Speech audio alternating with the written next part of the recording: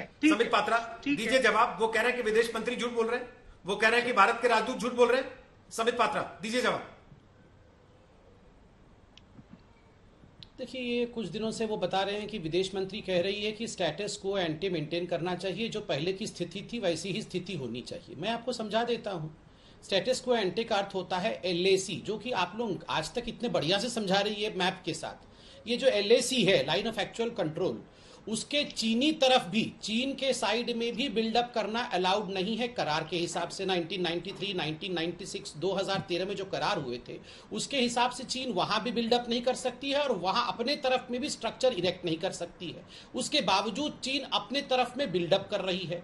तो हमने बड़े स्पष्टता के साथ, MEA ने कहा है कि यह करारनामा का उल्लंघन है। आपको स्टेटस को एंटे जो कि करारनामा के हिसाब से था वैसे करना पड़ेगा, वरना हम भी बिल्डअप करेंगे तो हम भी कोई छोड़ नहीं रहे हैं। हम अपनी तरफ में बिल्डअप कर रहे हैं, उनकी बिल्डअप उनकी तरफ में है, तो LAC क्रॉस नहीं हुआ है। इसलिए जो झूठ बोलना कि हम तो सब समझ गए हैं क्रॉस हुआ है, नहीं। देखिए रोहित जी, आपको क्या लगता है ये कांग्रेस को समझाने की मतलब ये हम समझाएंगे, सिंह साहब समझाएंगे, आप लोग सब सैटेलाइट इमेज दिखाएंगे, ये सब समझने के लिए हो रहा है? ये समझ गए, समझ जाए। ये सब बहुत इतने चालाक लोग हैं कि मोदी को घृणा करने के चक्कर में सब समझते हैं, सब जानते हैं, मगर भारत पर आक्रमण करना है। इसीलिए हम देखिए, क्योंकि मोदी को घृणा करते हैं और फंड लिया हुआ है चाइना से, जो हमने कच्चा चिट्ठा खोल दिया है। किसके साथ इनकी एग्रीमेंट थी? China association for international friendly contact के साथ एक MOU भी साइन हो रखा है 2008 में। इसीलिए तो बार बार सवाल पूछा जा रहा है। और क्यों सवाल पूछा जा रहा है? क्यों पूछा जा रहा है? डॉक्टर पात्रा, वो MOU तो आप लोग लगातार दिखाई रहे ना, आप भी अपनी तरफ से एक्सपोज कर रहे हैं इनको, लेकिन एक चीज का जवाब जो इन्होंने उठाई वो आपने नहीं दिया। फिर ये समझ क्या हुवई ने पैसे दिए PM केयर्स फंड में?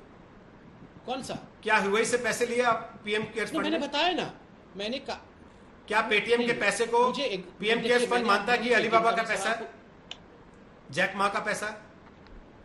नहीं, मैं बता तो रहा हूँ कि जिस भी मैं इसका उत्तर दे रहा हूँ, बिल्कुल कोई घबराहट नहीं है। देखिए, पेटीएम को हमने एक्सेप्ट, आपके भी मोबाइल में हो सकता है, मेरे मोबाइल में भी हो सकता है, आप धीरे धीरे डिलीट कर रहे हैं।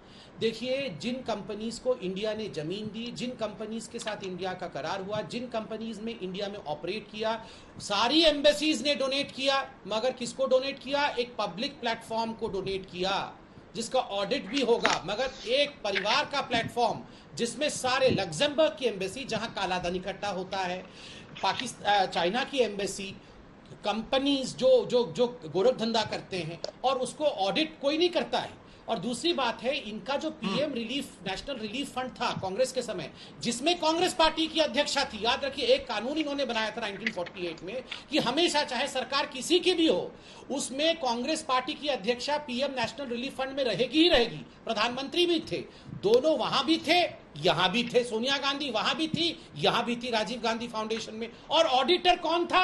ऑडिटर था रामेश्वर ठाकुर। रामेश्वर ठाकुर कौन है आप जानेंगे तो आश्चर्यचकित हो जाएंगे।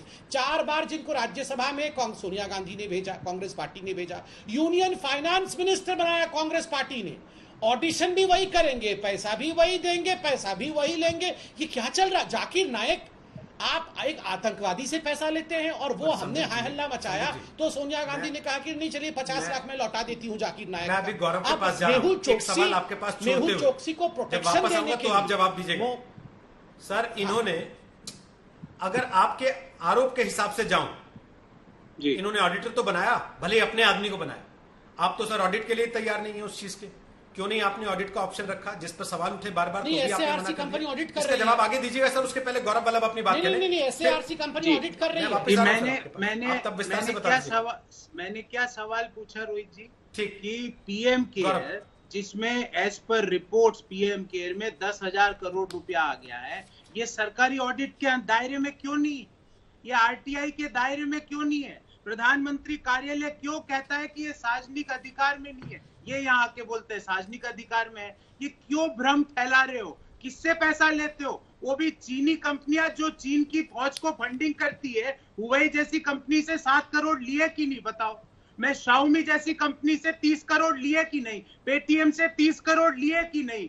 ओप्पो से 1 करोड़ लिया कि नहीं? बताओ। पेटीएम जिसमें अलीबाबा का इन्वेस्टमेंट है, उससे 100 करोड़ रुपया लिया कि नहीं? यहाँ आके ड्रामा ऑडिटर। और फिर अब मैं आपसे पूछता हूँ संबित पात्रा, मेरे पास तो हर आपके सवाल का जवाब है, पर विवेकानंद फाउंडेशन का डिटेल्स लेके आओ और देश को बताओ कि वो पैसा कहाँ से लेता है, जहाँ पे अजीत डोवाल साहब जिसके डायरेक्टर थे, आप उसका डिटेल। इंडिया फाउंडेशन जहाँ पे भारत के विदेश मंत्री जहां डायरेक्टर रह चुके हैं, उसका डिटेल लेके आओ। जहां भारत के रक्षा मंत्री और वित्त मंत्री जिसके डायरेक्टर रह चुके हैं, उसका डिटेल लेके आओ। नमस्कार, मैं हूं अंजना ओम कश्यप। हमें उम्मीद है ये वीडियो आपको पसंद आया होगा।